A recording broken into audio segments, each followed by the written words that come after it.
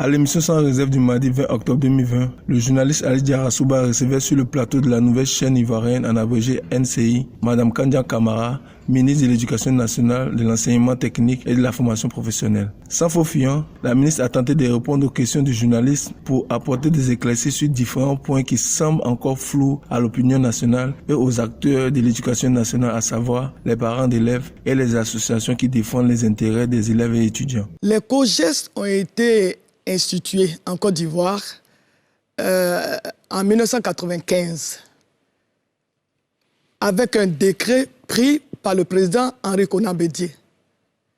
Le 20 janvier 1995 pour la création des COJES en Côte d'Ivoire. Et ce décret a été modifié en 2002 par le président Koudou Gbagbo Laurent et modifié une autre fois par le président Alassane Ouattara. Je voudrais saluer la création de ces COJES. L'importance du comité de gestion ne repose pas uniquement sur le problème financier. Maintenant, deuxièmement, justement, quand on veille au bon fonctionnement d'une structure, on regarde justement si la structure est adéquate, si la structure répond aux normes. Comment fonctionnent les COJES de façon générale? Voyez-vous, M. Ali Diarra-Souba, nous, à l'époque, quand on allait à l'école, les petites filles venaient à l'école avec un balai, les petits garçons avec une daba, et c'était les élèves qui s'occupaient de l'entretien de l'école. C'était la contribution de la communauté. C'était la contribution de la communauté.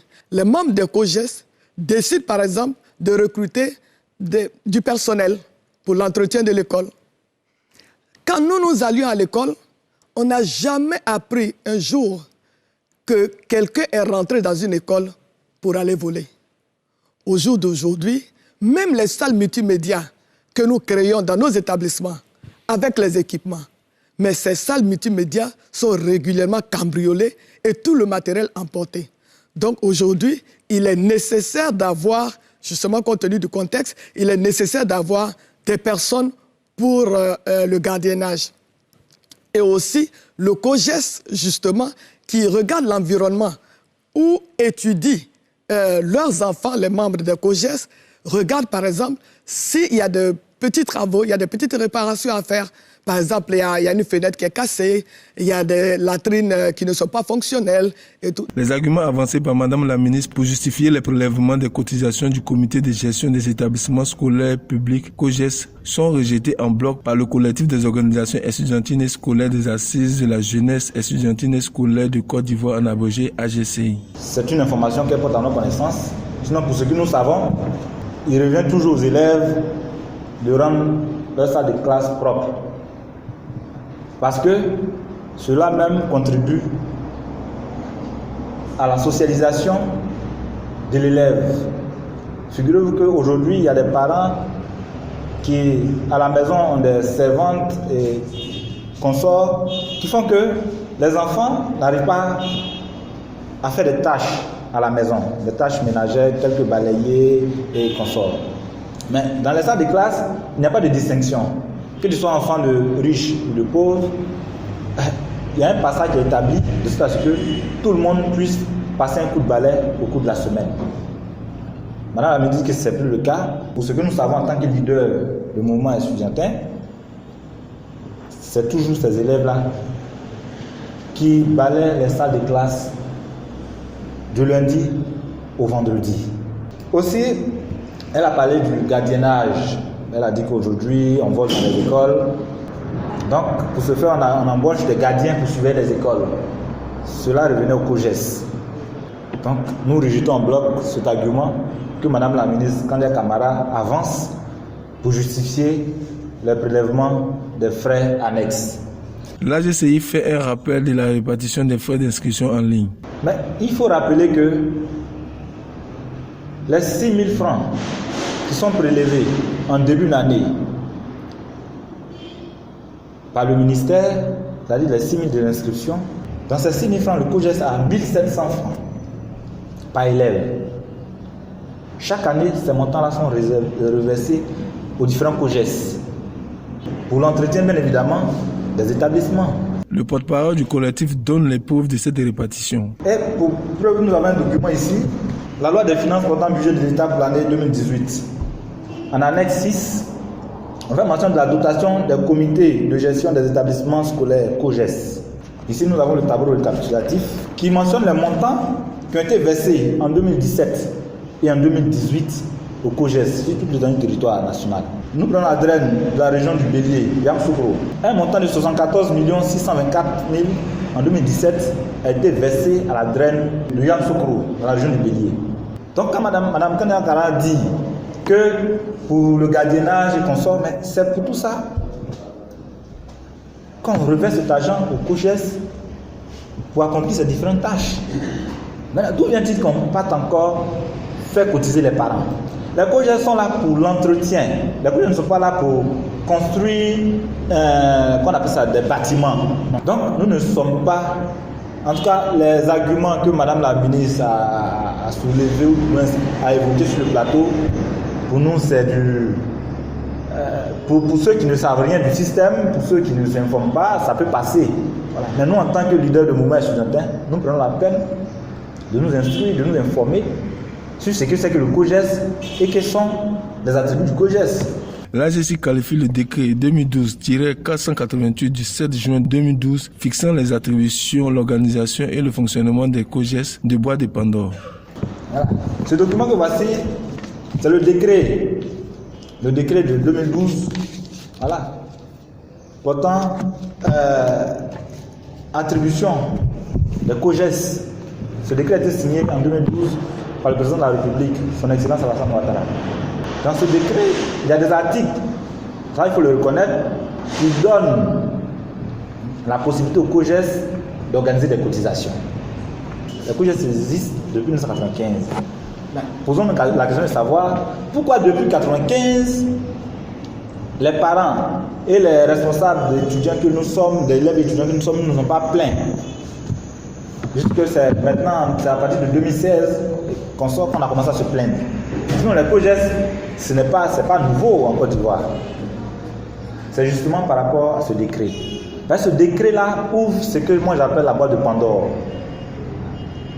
Donne la possibilité au COGES, qui est censé regrouper les parents d'élèves, j'ai dit censé, parce que dans les faits, la plupart des parents d'élèves ne prennent pas part de plus de décisions. Madame Kandia Kamara fait des précisions sur les membres du bureau du COGES. Mais je voudrais préciser que ce sont les parents d'élèves qui sont majoritaires dans le bureau COGES, dans une école. Le président du bureau est un parent d'élève, le vice-président est un parent d'élève, le trésorier et le trésorier adjoint sont des parents d'élèves, les enseignants assurent le secrétariat. Il faut savoir que dans un bureau COGES, vous avez les parents d'élèves, vous avez les représentants des enseignants, vous avez les représentants des élèves qui sont en général des chefs de classe. Donc c'est cet ensemble qui justement constitue le bureau du COGES. Là encore, l'AGESI apporte un démenti aux propos de Mme Kandia. Nous savons que la Côte d'Ivoire est un pays agricole, près de 60% de sa population paysanne. Les parents sont dans les forêts en train de cultiver, ils n'ont même pas le temps de venir faire des réunions du COGES. C'est le bureau du COGES qui se réunit, le bureau, un groupuscule là qui se réunit pour prendre ce genre de décision. Attends, quand l'élève porte l'information à son parent, il est surpris, mais il ne sait même pas à quoi s'en tenir. Pourtant, nos ministres, nos différents responsables s'asseyent à la télé pour dire que c'est les parents qui décident. Quels parents? L'AGESI préconise que le COGES se contente des dotations de l'État. Nous ne sommes pas contre les COGES, mais que les COGES se contentent des dotations que l'État reverse, qui découlent de l'inscription que les élèves payent en début d'année. Pas question que les COGES fassent cotiser encore nos parents. Ça, c'est notre position.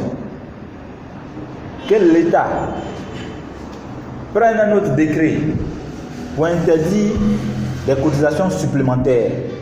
Madame la ministre Kandia Kamara s'est aussi prononcée sur l'âge civil des militaires dans un syndicat et un parti politique. Que disent les textes ou alors que dit la loi?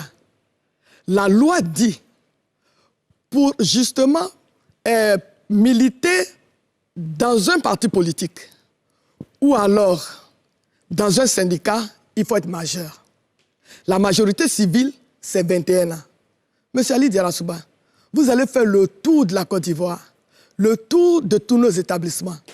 Trouver un enfant de 21 ans aujourd'hui, au niveau du secondaire, sauf quelqu'un, peut-être qui a connu des difficultés. Parce qu'aujourd'hui, vous avez des enfants de 21 ans qui ont même la licence, qui ont même la maîtrise. C'est cela. Donc, en fait, les élèves du secondaire et du primaire ne peuvent pas mener ce genre d'activité parce que la loi ne les autorise pas à le faire.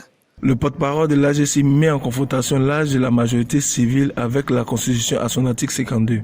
Quand nous l'avons entendu dire ça, bon, tout de suite nous l'avons tiqué parce que la Constitution ivoirienne, en son article 52, fixe l'âge requis pour le vote, c'est-à-dire tout citoyen ivoirien ayant 18 ans peut participer au vote du président de la République. Le faisant, c'est un acte civique, mais aussi c'est un acte politique. Parce que pour aller voter pour un individu, il faut être de son bord politique. Mais quand Mme Kandia, dans son intervention, dit que la loi dit c'est 21 ans, il y a une incongruité qui ne dit pas son nom. Comment on peut permettre à un élève d'aller voter à 18 ans pendant qu'on l'empêche de militer dans une association? L'AGC fait des précisions sur le statut des structures scolaires et estudiantines. Parce qu'il faut le rappeler, nous ne sommes pas des syndicats.